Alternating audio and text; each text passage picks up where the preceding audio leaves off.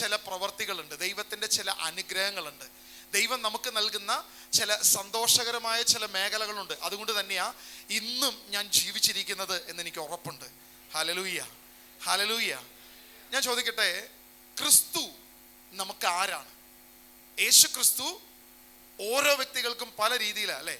ഓരോ മനുഷ്യരെ സംബന്ധിച്ചിടത്തോളം, ഓരോ വ്യക്തിയെ സംബന്ധിച്ചിടത്തോളം യേശു ക്രിസ്തു അവൻ്റെ ജീവിതത്തിലെ അവൻ്റെ അനുഭവങ്ങളിലൂടെ അവൻ തിരിച്ചറിയുകയാണ്. എനിക്ക് ഇന്ന് ക്രിസ്തു ആരാണെന്ന് ചോദിച്ചാൽ എനിക്ക് പല രീതിയിൽ മറുപടി പറയാൻ സാധിക്കും. പല വാക്കുകൾ കൊണ്ട്, പല ഓരോ ആശയം കൊണ്ട് എനിക്ക് പറയാൻ സാധിക്കും. ഞാൻ നിങ്ങളോട് ചോദിക്കുക, ക്രിസ്തു നിങ്ങൾക്ക് ആരാണ്? യേശു ക്രിസ്തു നിങ്ങൾക്ക് ആരാണ്? നമ്മൾ സ്വയം ചിന്തിക്കണം, യേശു എനിക്ക് ആരാണ്? യേശു എനിക്ക് ആരാണ്? നമ്മൾ പൊതുവായ ചിന്താധാര എടുത്ത് നോക്കിക്കഴിഞ്ഞാൽ നമുക്കറിയാം, നമ്മുടെ രാഷ്ട്രപിതാവ്, നമ്മുടെ ഇന്ത്യയുടെ രാഷ്ട്രപിതാവ് ആയിരിക്കുന്ന ഗാന്ധിജിയെ സംബന്ധിച്ചിടത്തോളം ഗാന്ധിജിക്ക് ക്രിസ്തു ഒരു നല്ല വ്യക്തിത്വമായിരുന്നു, ഒരു നല്ല വിമോചകനായി. അദ്ദേഹം ബൈബിൾ മുഴുവൻ വായിച്ചിട്ടുണ്ടെന്നാണ് പറയുന്നത്. യേശുവിനെ അദ്ദേഹത്തിന് വളരെ ഇഷ്ടമായിരുന്നു. ഒരു വിമോചക നേതാവായി യേശുവിനെ അവർ കാണുന്നു. ഇന്ന് ഈ കഴിഞ്ഞ കാലഘട്ടങ്ങളിൽ ചില പാർട്ടികൾ യേശുവിനെ ഒരു വിപ്ലവകാരിയായി കാണുന്നു. ലോകത്തെ ഏറ്റവും നല്ല വിപ്ലവം കൊണ്ടുവന്ന വ്യക്തി യേശുവാണെന്ന് അവർ പറയുന്നു. ഈ ഇന്നലെ എനിക്കൊരു വീഡിയോ ലഭിച്ചു. എൻ്റെ അടുത്ത്, ഞാൻ താമസിക്കുന്നതിന് തൊട്ടടുത്ത് കാലടി എന്ന് പറയുന്ന സ്ഥലത്ത്, അവിടെയുള്ള ഒരു ശ്രീരാമകൃഷ്ണ അദ്വൈത ആശ്രമം. ആ ആശ്രമത്തിൽ യേശുദേവൻ്റെ എന്ന് പറയപ്പെടുന്ന, നമ്മൾ പറയുന്ന ഡാവിഞ്ചി വരച്ച ആ ചിത്രം വെച്ചിട്ട് അവിടെ വലിയൊരു പൂജ ഈ ക്രിസ്മസുമായി ബന്ധപ്പെടുത്തി മണിക്കൂറുകളോളം നീണ്ടു നിൽക്കുന്ന ഒരു വലിയ പൂജ ചെയ്തു. അതിനുശേഷം അവിടെയുള്ള ഒരു സ്വാമി, അദ്ദേഹം പറഞ്ഞത് ഇങ്ങനെയാണ്, യേശുദേവൻ, അങ്ങനെയാണ് സൂചിപ്പിച്ചത്, യേശുദേവൻ എല്ലാ ദേവന്മാരെ പോലെ ഒരു നല്ല ദേവനാണ്. അവരെ സംബന്ധിച്ചിടത്തോളം ആ അദ്വൈതാശ്രമം അവർ വിശ്വസിക്കുന്ന, അല്ലെങ്കിൽ അവർ ചിന്തിക്കുന്ന രീതിയിൽ 33 കോടി ദൈവങ്ങൾ, ശക്തിയുള്ള മനുഷ്യർ, അവരിൽ ആവസിക്കുന്ന ചില ദൈവിക ശക്തി എന്ന് വിശ്വസിക്കുന്ന 33 കോടി ദൈവങ്ങളുടെ കൂടെ ബഹുമാനിക്കപ്പെടേണ്ട ഒരു വ്യക്തിത്വം, ഒരു ദേവൻ തന്നെയാണ് യേശു എന്ന് അവർ പറയുന്നു. ഈ പറയുന്ന അദ്വൈത ആശ്രമത്തിലെ ആ വ്യക്തികൾ പറയുന്നു. ഇങ്ങനെ യേശു പലർക്ക് പല രീതിയിലാണ് മനസ്സിലാക്കുന്നത്. ഇപ്പം നമ്മൾ തിരിച്ചറിഞ്ഞു, ഗാന്ധിജിക്ക് എങ്ങനെ ചില പാർട്ടികൾക്ക് വിപ്ലവകാരിയായിട്ട്, അല്ലെങ്കിൽ ഈ പറയുന്ന ആശ്രമത്തിന് അവിടെ ഉണ്ടായിരുന്ന സ്വാമിമാർക്ക് യേശു എങ്ങനെ എന്ന് നമ്മൾ മനസ്സിലാക്കി. ഇനി നമ്മുടെ ഇടയിൽ തന്നെ ജീവിക്കുന്ന ചില വ്യക്തി ജീവിതങ്ങളുണ്ട്. നമ്മുടെ ഇടയിൽ തന്നെ, നമ്മുടെ ചുറ്റുപാടുകളിൽ തന്നെയുള്ള ചില ആളുകൾ, ചില വ്യക്തി ജീവിതങ്ങൾ, ചില പഠിപ്പിക്കലുകളുണ്ട്. ഈ കഴിഞ്ഞ ദിവസം പ്രിയപ്പെട്ട ബൈജു ബ്രദറിലൂടെ കുറച്ച് ഡീറ്റെയിൽ ആയിട്ടുള്ളൊരു സ്റ്റഡി നിങ്ങൾക്ക് ലഭിച്ചു. അതിനെക്കുറിച്ച് ഈ ദിവസങ്ങളിൽ ബൈജു ബ്രദറിൻ്റെ വീഡിയോകൾ യഹോശുവ മിനിസ്ട്രിയിലൂടെ നമ്മൾ കേൾക്കുന്നുണ്ട്. ഇങ്ങനെ നമ്മുടെ ഇടയിൽ പഠിപ്പിക്കുന്ന ചില വ്യക്തിത്വങ്ങളുണ്ട്. അവർക്ക് യേശു ആരാണ്? പ്രത്യേകിച്ച് യഹോവ വിറ്റ്നസ് എന്ന് പറയപ്പെടുന്ന JW ഓർഗിൻ്റെ ആളുകൾക്ക് യേശു ആരാണ്? അതിലുള്ള ഒരു വ്യക്തി, അദ്ദേഹത്തിന് യേശു ആരാണെന്ന് ഞങ്ങളോട് പറയുന്ന ഒരു ചെറിയ ഓഡിയോ നിങ്ങളൊന്ന് കേൾപ്പിക്കുക, നിങ്ങൾക്കൊന്ന് കേൾക്കാം. അതെ, സ്വർഗത്തിൽ മിഖായേൽ എന്ന് പറയുന്ന പ്രധാന ദൂതനാണ് ഈ ഭൂമിയിൽ യേശുവായിട്ട് ജനിച്ചത്. അതുകൊണ്ടാണ് യഹോവ പറഞ്ഞത്, തൻ്റെ ഏകജാതനായ പുത്രനെ ഞാൻ ഭൂമിയിലേക്ക് അയച്ചിരിക്കുന്നു എന്ന് പറഞ്ഞത്. അതായത് യഹോവ സാക്ഷിക്ക് സ്വർഗത്തിൽ മിഖായേൽ എന്ന് പറയുന്ന ദൂതനാണ് യേശുവായി ഈ ഭൂമിയിലേക്ക് അവതരിച്ചത് എന്നാണ് ഇദ്ദേഹം പറയുന്നത്. ഇദ്ദേഹം നമ്മുടെ ടീമിൽ നമ്മുടെ ബ്രദേഴ്സിന് സ്ഥിരമായി മെസ്സേജ് അയക്കും. പേഴ്സണലി സംസാരിക്കാൻ പറഞ്ഞ് അദ്ദേഹത്തോട് സംസാരിച്ച് തുടങ്ങുമ്പോൾ ഇദ്ദേഹം നമ്മളൊരു കാര്യം പറയുമ്പോൾ അതിന് ഒരു ബന്ധവുമില്ലാത്ത വേറെ എന്തെങ്കിലും കഥയൊക്കെ പറഞ്ഞു പോകും. അങ്ങനെ പറഞ്ഞു കഴിഞ്ഞപ്പോൾ ഞങ്ങൾ ഇദ്ദേഹത്തെ ഒരു ഗ്രൂപ്പിലേക്ക് ആഡ് ചെയ്തു. അദ്ദേഹം പറയുന്നത്, ഗ്രൂപ്പിൽ ഞങ്ങൾ സംസാരിക്കത്തില്ല, രഹസ്യമായി ഞങ്ങളുടെ പഠിപ്പിക്കലുകൾ നിങ്ങൾക്ക് വേണമെങ്കിൽ തരാം, പേഴ്സണലി സംസാരിക്കാം. ഞങ്ങൾ പറഞ്ഞു, ഗ്രൂപ്പിൽ ഒരാൾ മാത്രമേ നിങ്ങളോട് സംസാരിക്കത്തുള്ളൂ, പക്ഷേ നിങ്ങൾ പറയുന്ന കാര്യം 10 or 20 പേര് കേട്ടുകൊണ്ടേ പറ്റത്തുള്ളൂ. അതല്ലാതെ രഹസ്യത്തിൽ പഠിപ്പിക്കുന്ന പരിപാടി യേശുവോ അപ്പസ്തോലന്മാരോ ചെയ്തിട്ടില്ല. അതുകൊണ്ട് രഹസ്യത്തിൽ പഠിപ്പിക്കുന്നത് നിങ്ങൾ കുടുംബത്തിൽ പഠിപ്പിച്ചാൽ മതി.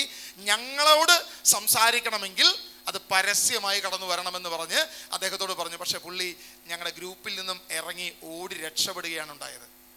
ഇദ്ദേഹം പറഞ്ഞ വാക്ക് നിങ്ങൾ കേട്ടോ. യേശു ആരാണ് അദ്ദേഹത്തിന്? സ്വർഗത്തിൽ ദൈവം സൃഷ്ടിച്ച ഒരു സൃഷ്ടിയായ മിഖായേൽ ദൂതൻ മാത്രമാണ് യേശു. ഇങ്ങനെ പഠിപ്പിക്കുന്നവരും ഇന്ന് നമ്മുടെ ചുറ്റുപാടുമുണ്ട്, നമ്മുടെ ഭവനങ്ങളിൽ വരുന്നുണ്ട്. നമ്മുടെ ഇടയിൽ അവരുടെ പഠിപ്പിക്കലുകൾ അവർ കുത്തി നിറയ്ക്കുന്നുണ്ട്. അതുകൊണ്ടാണ് ഇക്കാലത്ത് നമ്മൾ തിരിച്ചറിയേണ്ടത്, യേശു എനിക്ക് ആരാണ്, യേശു ഗാന്ധിജിക്ക് ആരാണ്, യേശു അദ്വൈത ആശ്രമത്തിലെ വ്യക്തിക്ക് ആരാണ്, യേശു യഹോവ വിറ്റ്നസിന് ആരാണ്, ഇങ്ങനെ പല വ്യക്തികൾ, ഷിബു പുടിയേക്കലിനെ പോലുള്ള വ്യക്തിക്ക് യേശു ആരാണ്, ഇങ്ങനെ ലോകത്തിൽ പലത് ചുറ്റി നടക്കുക. ഞാൻ എന്നോട് ചോദിക്കുക, യേശു എനിക്ക് ആരാണ്? ഞാൻ നിങ്ങളോട് ചോദിക്കുക, യേശു നിങ്ങൾക്ക് ആരാണ് എന്ന് തിരിച്ചറിവിന്ന് കർത്താവിൻ്റെ മുൻപിൽ ഉണ്ടാകണം. Hallelujah, hallelujah. യേശുവേ ആരാധന, യേശുവേ ആരാധന.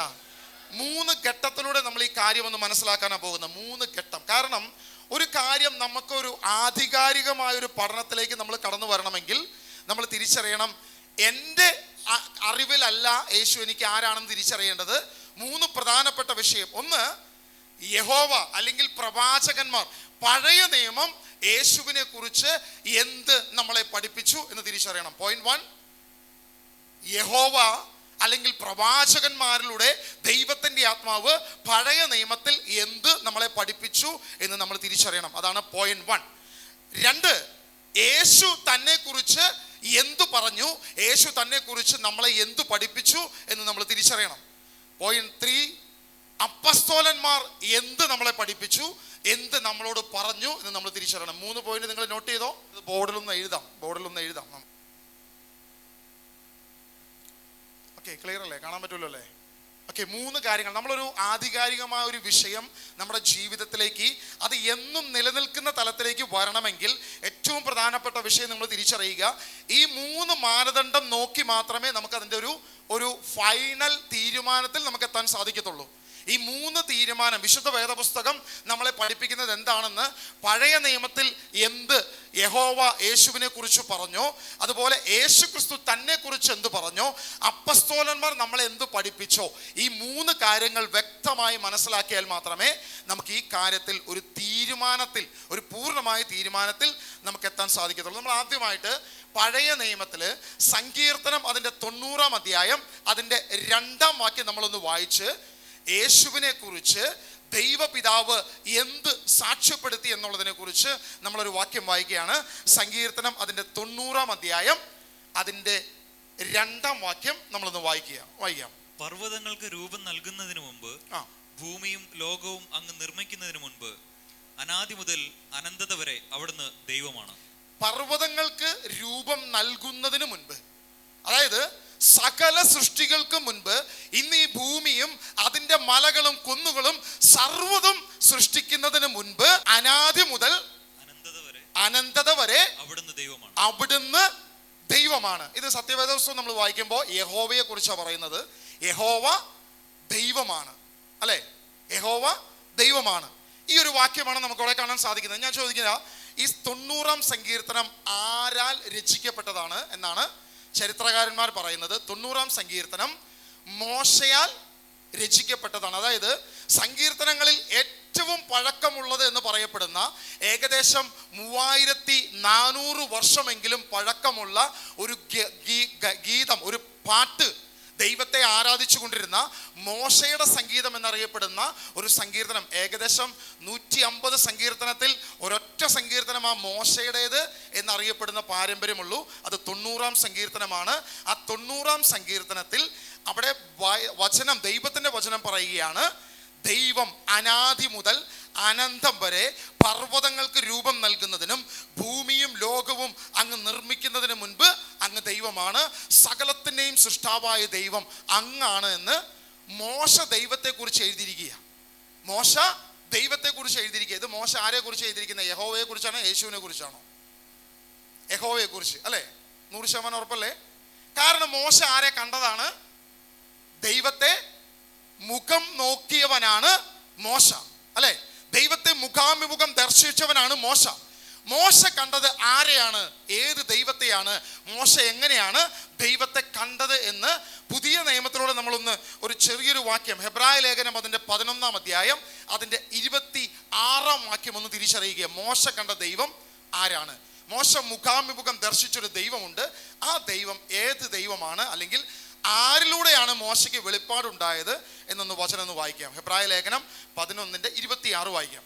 ക്രിസ്തുവിനെ പ്രതി സഹിക്കുന്ന നിന്ദനങ്ങൾ ഈജിപ്തിലെ നിധികളെക്കാൾ വിലയേറിയ സമ്പത്തായി അവൻ കരുതി. തനിക്ക് ലഭിക്കാനിരിക്കുന്ന പ്രതിഫലത്തിലാണ് അവൻ ദൃഷ്ടി പതിച്ചത്. അതായത് മോശയ്ക്ക് ഒരു ദൈവം ഉണ്ടായിരുന്നു, മോശ മുഖാമുഖം ദർശിച്ചൊരു ദൈവം ഉണ്ടായിരുന്നു. ആ ദൈവം ആരാണെന്നാണ് അപ്പസ്തോലൻ പറയുന്നത്. അപ്പസ്തോലനായ പൗലോസ് അല്ലെങ്കിൽ ഹെബ്രായ ലേഖകൻ ഇങ്ങനെ എഴുതിയിരിക്കുകയാണ്, മോശ ഒരു ദൈവത്തെ അറിഞ്ഞു. ആ ദൈവത്തിന്റെ പേര് അവിടെ കൊടുത്തിരിക്കുക 26-ാം വാക്യത്തിൽ. വായിച്ചോ. ക്രിസ്തുവിനെ പ്രതി സഹിക്കുന്ന നിന്ദനങ്ങൾ. യഹോവയെ പ്രതി സഹിക്കുന്ന നിന്ദനങ്ങളാണെന്നാണ്. ക്രിസ്തുവിനെ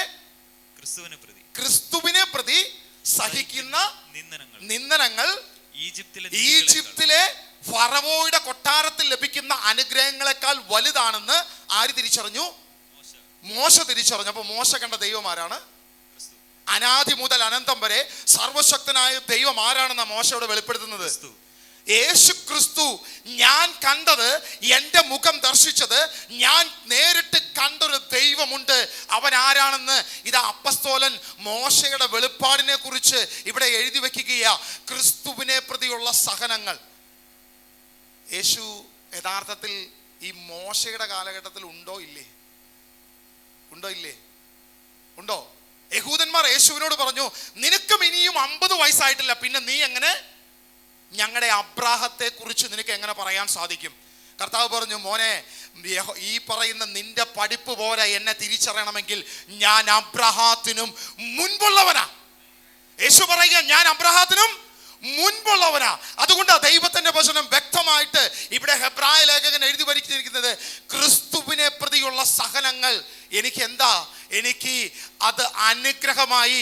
ഫറവോയുടെ ഭവനത്തിലുള്ള സ്വർണ്ണപാത്രമല്ല ഞാൻ നോക്കിയത്, പകരം എൻ്റെ സഹോദരങ്ങൾക്ക് വേണ്ടി ഞാൻ ഇറങ്ങി തിരിച്ചു എന്ന് ദൈവത്തിന്റെ വചനം പറയുകയാണ്. Hallelujah, hallelujah. യേശുവേ ആരാധന. ഒന്ന് സ്തുതിച്ചേ. Hallelujah, hallelujah. യേശുവേ ആരാധന, യേശുവേ ആരാധന, യേശുവേ ആരാധന. യഹോവ മോശയിലൂടെ ഒരു കീർത്തനം ഇങ്ങനെ എഴുതി വച്ചിരിക്കുക, ആദി മുതൽ അനന്തം വരെ പർവ്വതങ്ങൾ സൃഷ്ടിക്കപ്പെടുന്നതിനും സകല സൃഷ്ടിക്കും മുൻപ് എൻ്റെ ദൈവം, അവൻ സർവാധിപനായ സർവശക്തനായ ദൈവം, അവൻ ആരാണെന്ന് മോശ വെളിപ്പെടുത്തുകയാ. ഞാൻ കണ്ട, എനിക്ക് മുഖം ദർശിക്കാൻ സാധിച്ച ഒരു യേശു. Hallelujah, hallelujah. നിങ്ങൾ ശ്രദ്ധിച്ചോ, മോശയുടെ മുഴുവൻ പാതകളിലും യേശുവിൻ്റെ നിഴല് കാണാം. മോശ വടിയെടുത്തടിക്കുമ്പോൾ അതിന് മുമ്പിൽ ഒരു പാറയുണ്ട്. മോശയെ മുഖാഭിമുഖം ദർശിക്കുമ്പോൾ ആ പാറയുടെ പിളർപ്പിലേക്ക് മോശയെ നിർത്തുന്നുണ്ട്. ദൈവത്തിൻ്റെ കരം അവനെ പൊതിയുന്നുണ്ട്. മോശയോട് പറയുന്നുണ്ട്, ഞാൻ നിനക്ക് എന്നെ ദർശിക്കാനുള്ള അനുവാദം തരും. യേശു പറയുക, പിതാവിനെ ആരും ഒരിക്കലും കണ്ടിട്ടില്ല, പുത്രനായ യേശു അവനെ വെളിപ്പെടുത്തി. പിതാവിനെ ആരും ഒരിക്കലും കണ്ടിട്ടില്ല. മോശ ദൈവത്തെ കണ്ടു? മോശ ദൈവത്തെ കണ്ടു അല്ലെ? അങ്ങനെയല്ലേ വചനം പറഞ്ഞിന്, ഞാൻ മുഖാമുഖം മോശയോട് സംസാരിച്ചു. അപ്പൊ ആരാ മോശയോട് സംസാരിച്ചത്? ഫേസ് ടു ഫേസ് സംസാരിച്ചതാരാ? യേശുവിലൂടെയാണ് മോശയ്ക്ക് പോലും ദൈവപിതാവിനെ കാണുന്നത്. യേശുവിലൂടെയാണ്. അതാണ് ഹെബ്രായ ലേഖനം അങ്ങനെ എഴുതിയിരിക്കുന്നത്. Hallelujah, hallelujah, hallelujah. അല്ലെങ്കിൽ യേശു പറഞ്ഞ നുണയായിട്ട് മാറും. യേശു എന്താ പറഞ്ഞ? പിതാവിനെ ആരും ഒരിക്കലും കണ്ടിട്ടില്ല. ദൈവവചനം വളരെ വ്യക്തമായിട്ട് നമ്മളെ പഠിപ്പിക്കുകയാണ്. പഴയ നിയമവും യഹോവയും പ്രവാചകന്മാരും വെളിപ്പെടുത്തിയത് അത് യേശുവിനെ തന്നെയാണെന്ന് ദൈവത്തിന്റെ വചനം നമ്മളെ വെളിപ്പെടുത്തുക. ഹല്ലേലൂയ, യേശുവേ ആരാധന, യേശുവേ ആരാധന. ജോബിന്റെ പുസ്തകം, ഇനി മോശയുടെ നമ്മൾ ഒരു സ്റ്റെപ്പ് വെച്ചു, അതിനുശേഷം നമ്മൾ ജോബിന്റെ പുസ്തകം ഒന്ന് വായിക്കുകയാണ്. ജോബിന്റെ പുസ്തകം 36-ാം അധ്യായം അതിന്റെ 26-ാം വാക്യം. നമ്മൾ ആദ്യം മോശയെ കണ്ടു, മോശയ്ക്ക് ശേഷം നമ്മൾ ജോബിന്റെ അടുത്തൊന്ന് വരെ പോവാം. നമുക്ക് ഗ്രഹിക്കാനാവാത്ത വിധം ദൈവം മഹോന്നതനാണ്, അവിടുത്തെ വത്സരങ്ങൾ തിട്ടപ്പെടുത്താനാവില്ല. ഓക്കെ, പ്രിയമുള്ളവർ ശ്രദ്ധിക്കണേ. നമുക്ക് ഗ്രഹിക്കാനാവാത്ത വിധം ദൈവം മഹോന്നതനാണ്, അവിടുത്തെ വത്സരങ്ങൾ തിട്ടപ്പെടുത്താൻ സാധിക്കത്തില്ല. അതായത് യേശുവിനെ സംബന്ധിച്ചിടത്തോളം യേശുവിൻ്റെ ദിനങ്ങൾ എണ്ണാൻ സാധിക്കത്തില്ല. ദൈവത്തെ സംബന്ധിച്ചിടത്തോളം, യേശു ദൈവമാണെങ്കിൽ ദൈവത്തെ സംബന്ധിച്ചിടത്തോളം അവന് ദിനങ്ങൾ, അവനൊരു സ്റ്റാർട്ടിംഗ് ഇല്ല, അവനൊരു എൻഡില്ല. അവൻ്റെ വത്സരങ്ങളോ അവൻ്റെ ദിവസങ്ങളോ ഒന്നും എണ്ണാൻ സാധിക്കത്തില്ല. ഇത് ആര് പറഞ്ഞതാ? ജോബ് പറഞ്ഞ വാക്യമാണ് അല്ലേ? ആ വാക്യം ഒന്നുകൂടി വായിച്ചോ മോനെ, ജോബിന്റെ വാക്യം. നമുക്ക് ഗ്രഹിക്കാനാവാത്ത വിധം ദൈവം മഹോന്നതനാണ്, അവിടുത്തെ വത്സരങ്ങൾ തിട്ടപ്പെടുത്താനാവില്ല. അവിടുത്തെ വത്സരങ്ങൾ തിട്ടപ്പെടുത്താൻ സാധിക്കത്തില്ല. ഇതാ ജോബിനെ കുറിച്ച്, ജോബ് അവന് വെളിപ്പെട്ട ദൈവത്തെ കുറിച്ച് പറയുകയാണ്. ദൈവം, യഹോവയായ ദൈവം, സർവശക്തനായ ദൈവം, അവൻ മഹോന്നതനാണ്. ആ മഹോന്നതനായ ദൈവത്തിന്റെ ദിനങ്ങൾ തിട്ടപ്പെടുത്താൻ സാധിക്കും. സാധിക്കത്തില്ല. ഇതേ കാര്യം തന്നെ മറ്റൊരു വ്യക്തിയെ കുറിച്ചും പറഞ്ഞിട്ടുണ്ട്, അവന്റെ ദിനങ്ങൾ എണ്ണപ്പെടാൻ സാധിക്കത്തില്ല എന്നുള്ളത്. അത് ആരെക്കുറിച്ചാണെന്നറിയോ? ഒരു വാക്യം വായിച്ചാൽ നിങ്ങൾക്ക് പെട്ടെന്ന് വെളിപ്പെടും. ഹെബ്രായ ലേഖനം അതിന്റെ 7-ാം അധ്യായം അതിന്റെ 3-ാം വാക്യം വായിച്ചാൽ മതി. ഹെബ്രായ ലേഖനം 7-ാം അധ്യായം അതിന്റെ 3-ാം വാക്യം. അവന് പിതാവോ മാതാവോ വംശപരമ്പരയോ ഇല്ല, അവന്റെ ദിവസങ്ങൾക്ക് ആരംഭമോ ആയുസിന് അവസാനമോ ഇല്ല. ഇപ്പൊ മനസ്സിലായത് ആരെ കുറിച്ചാണ്? മെൽക്കിസേദെക്കിനെ കുറിച്ചാണ്. മെൽക്കിസേദെക്കിന് ആരംഭമില്ല, അവസാനമില്ല, അവന്റെ ദിനങ്ങൾ എണ്ണാൻ സാധിക്കത്തില്ല, അവന് പിതാവോ മാതാവോ ഇല്ല. ഈ മെൽക്കിസേദെക്കിന്റെ പുരോഹിത പ്രകാരം മറ്റൊരുവൻ പുരോഹിത ശുശ്രൂഷ ചെയ്യുമെന്ന് പറഞ്ഞത് ആരാണ്? യേശു ക്രിസ്തുവിനെ കുറിച്ച്. അതിന്റെ 17, 7-ന്റെ കൂടി ഒന്ന് വായിക്കാം മോനെ. 7-ന്റെ കൂടി ഒന്ന് വായിച്ചോളൂ. എന്തെന്നാൽ നീ മെൽക്കിസേദെക്കിന്റെ ക്രമപ്രകാരം എന്നേക്കും പുരോഹിതനാകുന്നു. നീ മെൽക്കിസേദെക്കിന്റെ ക്രമപ്രകാരം എന്നേക്കും പുരോഹിതനാകുന്നു. എന്നേക്കും സർവ്വദിനങ്ങളും അവൻ പുരോഹിതനാകുന്നു. ഇതാരെ കുറിച്ച് പറഞ്ഞ? യേശുവിനെ കുറിച്ചാണ്. വ്യക്തമായിട്ട് നമുക്കറിയാം. ഇത് അപ്പസ്തോലൻ പറയുന്നത് ഓൾഡ് ടെസ്റ്റ്മെന്റിൽ ഒരു വാക്യം എടുത്തിട്ടാണ് കോട്ട് ചെയ്യുന്നത്. സങ്കീർത്തനം 110:4 എടുത്തിട്ടാണ് ഈ വചനം ദൈവത്തിന്റെ ആത്മാവ് ഇതാ ഹെബ്രായ ലേഖകനിലൂടെ എഴുതിയത്. അതായത് ഹെബ്രായ ലേഖകൻ അവന്റെ ആശയം എഴുതുകയല്ല, പഴയ നിയമത്തിൽ ദൈവത്തിന്റെ പ്രവാചകന്മാരിലൂടെ എഴുതിയ വാക്യം തന്നെ എടുത്ത് വായിക്കുകയാണ്. അത് തന്നെ എടുത്ത് കോട്ട് ചെയ്യുക. സങ്കീർത്തനം 110:4 ഒന്ന് വായിക്കാം. കർത്താവ് ശപഥം ചെയ്തു, മെൽക്കിസേദെക്കിന്റെ ക്രമമനുസരിച്ച് നീ എന്നേക്കും പുരോഹിതനാകുന്നു. കർത്താവ് ശപഥം ചെയ്യുന്നു, മെൽക്കിസേദെക്കിന്റെ ക്രമപ്രകാരം നീ എന്നേക്കും പുരോഹിതനാണ്. ഇതാരെ കുറിച്ചാണ്? യേശുവിനെ കുറിച്ച് വ്യക്തമായി, ദൈവത്തിനെ കുറിച്ച്, അവന് വരാനിരിക്കുന്ന കാര്യങ്ങളെ കുറിച്ച് പഴയ നിയമ പ്രവാചകന്മാർ വെളിപ്പെടുത്തിയിരിക്കുക. അപ്പൊ നമ്മൾ 2-3 കാര്യങ്ങൾ ഇവിടെ മോശ കണ്ടു, ജോബ് കണ്ടു. ഇനി 110-ാം സങ്കീർത്തനത്തിൽ ദൈവത്തിന്റെ ആത്മാവ് ദാവീദിലൂടെ വെളിപ്പെടുത്തിയ ആ വാക്യം കൂടി നമ്മൾ കണ്ടു. അപ്പോ നമുക്ക് പഴയ നിയമത്തിൽ ദൈവത്തിന്റെ ആത്മാവും പുതിയ നിയമത്തിൽ ഇത് അപ്പസ്തോലനും അത് സാക്ഷ്യപ്പെടുത്തുക. അവന്റെ വത്സരങ്ങൾക്ക് ആരംഭമോ അവസാനമോ ഇല്ല, അത് യേശുവിനെ കുറിച്ചാണ് പറഞ്ഞിരിക്കുന്നത് എന്ന് വ്യക്തമായിട്ട് നമുക്ക് തിരിച്ചറിയാൻ സാധിക്കുന്നു. Hallelujah, hallelujah. യേശുവേ ആരാധന, യേശുവേ ആരാധന, യേശുവേ ആരാധന. യേശു ഒരു ദേവനാണോ? ആണോ? അല്ല. ഒരു വിപ്ലവകാരി മാത്രമാണോ? വെറും മനുഷ്യനാണോ? മിഖായേൽ മാലാഖയാണോ? അല്ല. ഇതാവണമെങ്കിൽ ഇതെല്ലാം തിരിച്ചു പറയേണ്ടി വരും. മോശ കണ്ടതും ജോബ് കണ്ടതും ദാവീദ് കണ്ടതും. നമ്മളിത് പഴയ നിയമത്തിലും പുതിയ നിയമം കൂടി കണക്ട് ചെയ്താ പോകുന്നത്. ഹെബ്രായ ലേഖകനും കൂടെ കണക്ട് ചെയ്തിട്ട് പോകുമ്പോൾ നമുക്കിത് വ്യക്തമായിട്ട് മനസ്സിലാക്കാൻ സാധിക്കും. പക്ഷെ ഇവിടം കൊണ്ടും അവസാനിക്കുന്നില്ല. പഴയ നിയമത്തിൽ ഇന്ന് പറഞ്ഞാൽ തീരാത്ത വണ്ണം യേശുവിൻ്റെ നിഴലുകളും അല്ലെങ്കിൽ യേശുവിനെ കുറിച്ച് പറഞ്ഞതും കിടക്കുക. നമുക്ക് ഏറ്റവും പ്രധാനപ്പെട്ട യേശുവിൻ്റെ കാൽവരി ക്രൂശിനെ കുറിച്ചും യേശുവിൽ രക്ഷയെക്കുറിച്ചും ഏറ്റവും പ്രധാനപ്പെട്ട വ്യക്തി എഴുതിയ അല്ലെങ്കിൽ ഏശയ്യാ പ്രവചനത്തിലാണ് യേശുവിൻ്റെ കാൽവരി ക്രൂശിനെ കുറിച്ചൊക്കെ വ്യക്തമായിട്ട് കിടക്കുന്നത്. അതിൻ്റെ 41-ാം അധ്യായം അതിൻ്റെ 4-ാം വാക്യം മുതൽ നമുക്കൊന്ന് വായിക്കാം. 41-ാം അധ്യായം 4-ാം വാക്യം മുതൽ നമുക്കൊന്ന് വായിക്കാം. ആരംഭം മുതൽ തലമുറകൾക്ക് ഉണ്മ നൽകി ഇവയെല്ലാം പ്രവർത്തിച്ചത് ആരാണ്? ആദിയിലുള്ളവനും അവസാനത്തവനോട് കൂടെയുള്ളവനുമായ കർത്താവായ ഞാനാണ്, ഞാൻ തന്നെ അവൻ. ശ്രദ്ധിക്കണേ. ആരംഭം മുതൽ തലമുറകൾക്ക് ഉണ്മ നൽകിയവനും അവയെല്ലാം പ്രവർത്തിച്ചത് ആരാണ്? ആദിയിലുള്ളവനും അവസാനത്തോടു കൂടെയുള്ളവനും കർത്താവായ ഞാനാണ്, ഞാൻ തന്നെ അവൻ. അവസാനത്തെ വാക്ക് നിങ്ങൾ ശ്രദ്ധിച്ച്, ഞാൻ തന്നെ അവൻ. ഓക്കെ, ഞാനതൊന്ന് എഴുതുക. ഈ ഒരു വാക്ക് നിങ്ങൾ വളരെ ശ്രദ്ധിച്ച് മുന്നോട്ട് പോയാൽ മാത്രമേ ഇത് മനസ്സിലാവത്തുള്ളൂ. ഇതിൻ്റെ ഇംഗ്ലീഷ് വെർഷൻ NLT അല്ലെങ്കിൽ NET ഏതെങ്കിലും ഒന്ന്. NLT വായിച്ചോ? NLT കൂടി നിങ്ങളൊന്ന് ശ്രദ്ധിക്കുക. ഇംഗ്ലീഷ് വെർഷനും കൂടി നമുക്കൊന്ന് വായിച്ചാൽ അതിനകത്തൊരു ചെറിയൊരു കാര്യം കിടക്കുന്നുണ്ട്. അതുകൂടി മനസ്സിലാക്കി നമ്മൾ മുന്നോട്ട് പോവുക. Who had done such mighty deeds, summoning each new generation from the beginning of time? It is I, the Lord, the first and the last. I alone am He. Okay, KJV കൂടി ഒന്ന് വായിക്കാമോ? KJV വായിച്ചോ. Who have and done it, calling the generation from the beginning. I, the Lord, the first, and with the last, I am He. I, the Lord, the first, and with the last, I am He. ഇവിടെ ഒരു വ്യക്തിത്വത്തെ കുറിച്ച് കാണിക്കുക. I am He. ഞാൻ അവനാകുന്നു. ആരാകുന്നു?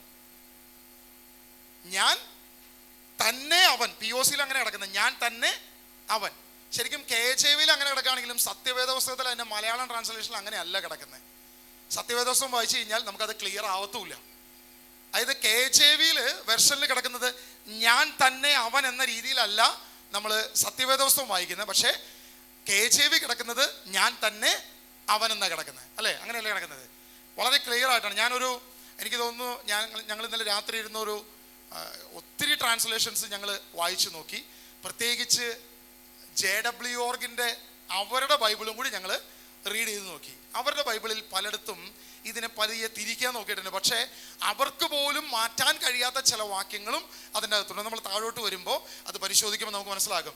ഇവിടെ ദൈവത്തിൻ്റെ ആത്മാവ് യഹോവയിലൂടെ, ദൈവത്തിൻ്റെ പരിശുദ്ധാത്മാവ് യഹോവയായ ദൈവത്തിൻ്റെ കുറിച്ച് വ്യക്തമായി ഇവിടെ വെളിപ്പെടുത്തിക്കൊണ്ട് യെശയ്യാ പ്രവാചകൻ അവിടെ പറയുകയാണ്, ഞാൻ തന്നെ അവൻ.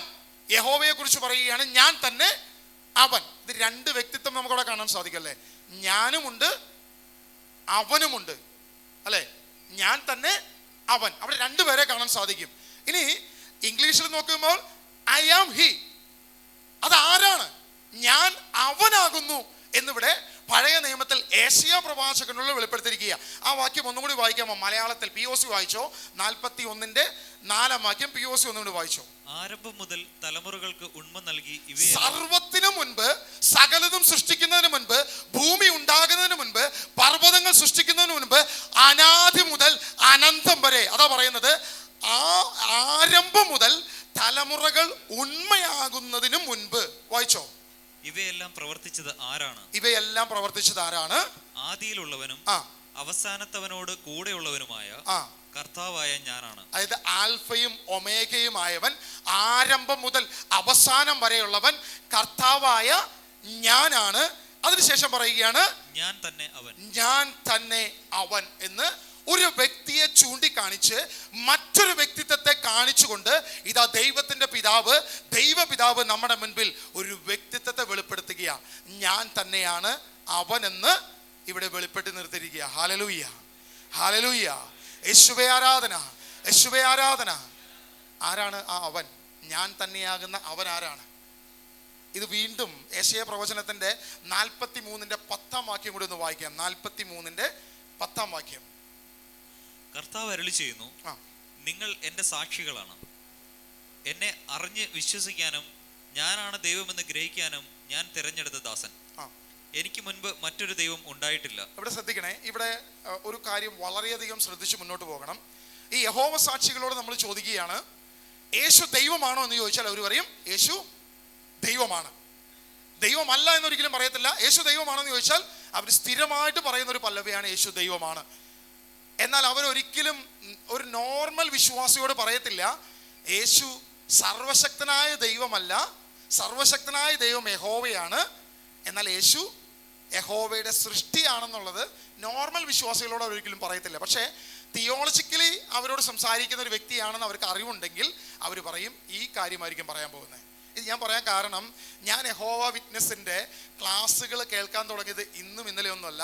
എനിക്ക് തോന്നുന്നു എൻ്റെ ഓർമ്മ വയ്ക്കുന്ന കാലം മുതൽ ഞാൻ ഈ ക്ലാസ്സുകൾ കേൾക്കാൻ തുടങ്ങിയതാണ്. എൻ്റെ അമ്മയുടെ ജ്യേഷ്ഠ സഹോദരി, എൻ്റെ അമ്മയുടെ സഹോദരി, മൂത്ത സഹോദരി ഈ വിശ്വാസത്തിലാണ്, അവരുടെ ഫാമിലി വിശ്വാസത്തിലാണ്.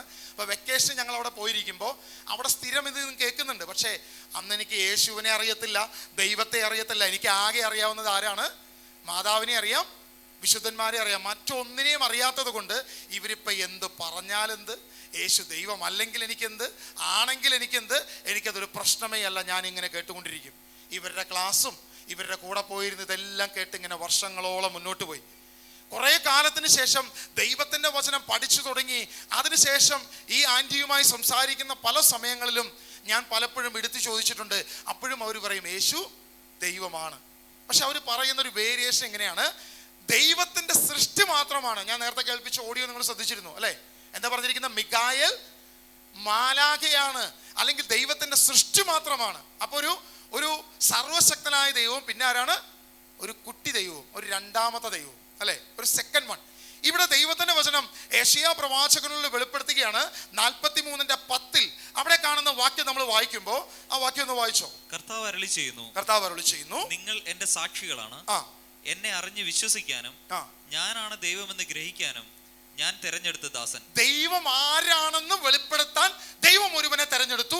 അതിനെക്കുറിച്ച് താഴോട്ട് അവരോട് പറയുകയാണ്, എനിക്ക് മുൻപ് മറ്റൊരു ദൈവം ഉണ്ടായിട്ടില്ല. ഇത് ആദ്യം മുതൽ അനന്തം വരെ സർവത്തിനും മുൻപ് ഇന്ന് മുതൽ ഒരു ദിനമെന്ന് നമുക്ക് പറയാൻ സാധിക്കുന്നെങ്കിൽ, ഇൻ ദ ബിഗിനിങ് എന്ന് പറയുമ്പോൾ ഒരു സ്റ്റാർട്ടപ്പ് നമുക്കവിടെ കാണാൻ സാധിക്കും അല്ലേ? ഇൻ ദ ബിഗിനിങ്, ബൈബിളിൽ ഇൻ ദ ബിഗിനിങ് എന്ന് പറയുന്നത്, അല്ലെങ്കിൽ ആദിയിൽ എന്ന് പറയുമ്പോൾ അവിടെ ഒരു ദിനമുണ്ട്. ഈ നമുക്ക് പറഞ്ഞ് മനസ്സിലാക്കാൻ കഴിയാത്തൊരു സംഭവമുണ്ട്. അതായത് ഈ ഭൂമി തുടങ്ങിയ സമയം മുതലേ ഒരു ദിനം നമുക്ക് എണ്ണാൻ പറ്റത്തുള്ളൂ.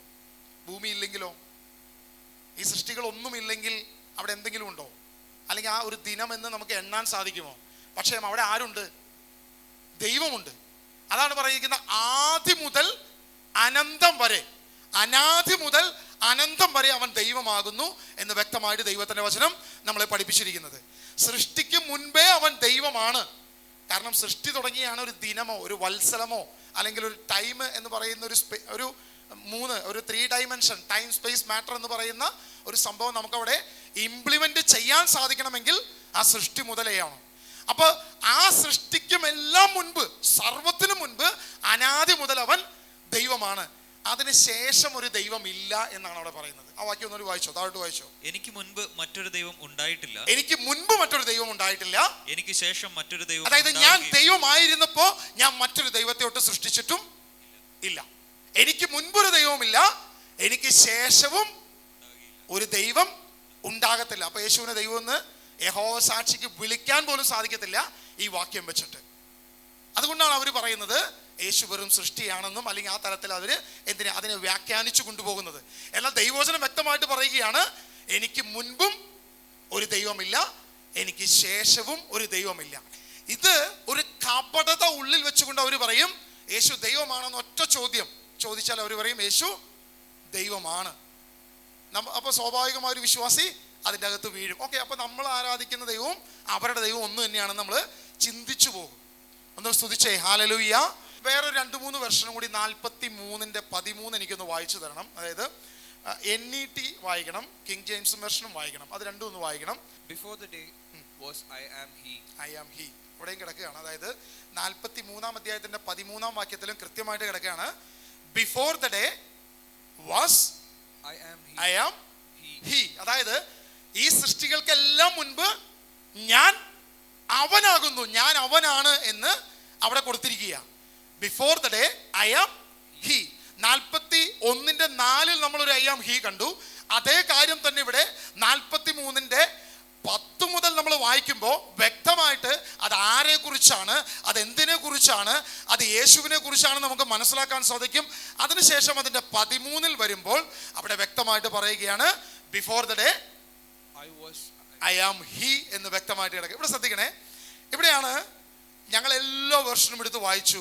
അതിനകത്ത് ആംപ്ലിഫൈഡ് വെർഷൻ തുടങ്ങി, ഈ പറയുന്ന JW ഓർഗിന്റെ അവരുടെ വെർഷൻ തുടങ്ങി, ഇനി കിങ് ജെയിംസ് വെർഷൻ തുടങ്ങി സകല പഴയ നിയമ വെർഷനുകളും പണ്ഡിതന്മാര് പറയുന്ന സകല കാര്യങ്ങളിലും നമുക്ക് അവിടെ കാണാൻ സാധിക്കും ഒറിജിനൽ വെർഷനോട്, അതായത് ഹീബ്രു മൂല്യത്തോട് അതുപോലെ ഉത്തരവാദിത്വം അല്ലെങ്കിൽ പൂർണ്ണമായി നിഷ്പക്ഷമായി എഴുതിയിരിക്കുന്ന കാര്യങ്ങളിൽ കൃത്യമായി അവിടെ കൊടുത്തിരിക്കുകയാണ് ഐ ആം ഹി. പലപ്പോഴും നമ്മുടെ മുമ്പിൽ ഒരു ചോദ്യം വരുന്നതിന് മുൻപ് ദൈവം ഒരു പ്രവൃത്തി ചെയ്യും. നിനക്ക് ഉത്തരം നൽകുന്നൊരു ദൈവമുണ്ട്. ഇന്ന് വിനയമ്രതയോടെ പറഞ്ഞത് എനിക്ക് തോന്നുന്നു, നിന്നെ എവിടെ കൊണ്ടുവന്ന് നിർത്തിയാലും ദൈവത്തിൻ്റെ ആത്മാവ് സംസാരിക്കും. മനുഷ്യനല്ല സംസാരിക്കുന്നത്, ദൈവത്തിൻ്റെ ആത്മാവായിരിക്കും അവനിലൂടെ സംസാരിക്കുന്ന. ദൈവത്തിൻ്റെ വചനം പറയുക ഹല്ലേലൂയ, ഹല്ലേലൂയ. യേശുവേ ആരാധന, യേശുവേ ആരാധന, യേശുവേ ആരാധന, ഹല്ലേലൂയ. യേശുവേ സ്തുതിക്കുന്നു. അപ്പൊ ആദ്യം മുതൽ അനന്തം വരെ ഞാൻ അവനാകുന്നു എന്ന് ദൈവത്തിന്റെ ആത്മാവ്, യഹോവയുടെ ആത്മാവ് ഇതാ പഴയ നിയമത്തിലെ പ്രവാചകന്മാരിലൂടെ വെളിപ്പെടുത്തിയിരിക്കുക. നമ്മൾ ഒരാളല്ല കണ്ടത്, മോശയെ കണ്ടു, ജോബിനെ കണ്ടു, ദാവീദിനെ കണ്ടു, ഇപ്പോ യേശയ്യാ പ്രവാചകനെ നമ്മൾ കണ്ടു. യേശയ്യാ പ്രവാചകനിൽ വളരെ വ്യത്യസ്തമായ ഒരു വാക്ക് തന്നെ നമ്മൾ ശ്രദ്ധിച്ചു, ഞാൻ തന്നെ അവനെന്ന് ദൈവത്തിന്റെ ആത്മാവ് അവിടെ വെളിപ്പെടുത്തുന്നത് നമ്മൾ വ്യക്തമായി വെളിപ്പെടുത്തി. ഇനി യേശു എന്തു പറഞ്ഞു എന്നുള്ളതിനെ കുറിച്ച് നമ്മളൊന്ന് ചിന്തിക്കാൻ പോകുക.